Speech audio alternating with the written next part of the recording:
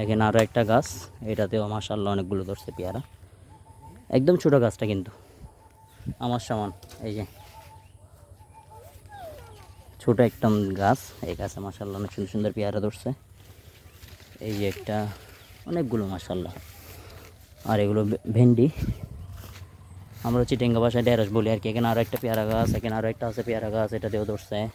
এখানে একটা আছে, আর এখানে কয়েকটা ছোটো পেয়ারা গাছ আছে।